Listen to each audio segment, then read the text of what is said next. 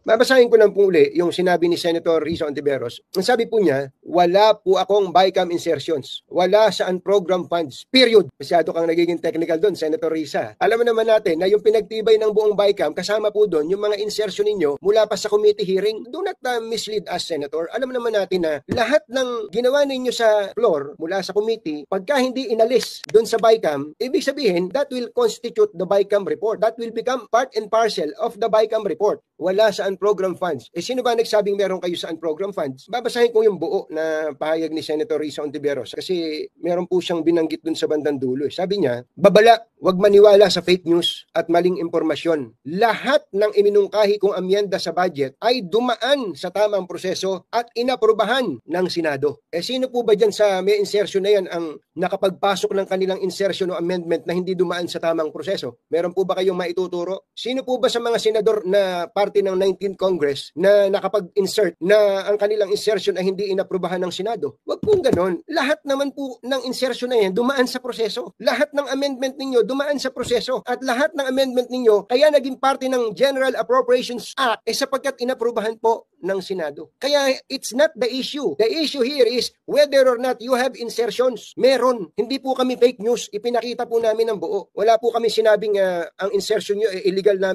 ninyong isiningit. Wala pong nagsabi na ang insertion ninyo hindi dumaan sa tamang proseso. Wala rin po nagsabi na meron po kayong insertion na nasa program appropriation o UA. Wala po, Senator. Ang issue lang po dito, meron po ba kayong amendment or insertion/insertion? Meron po.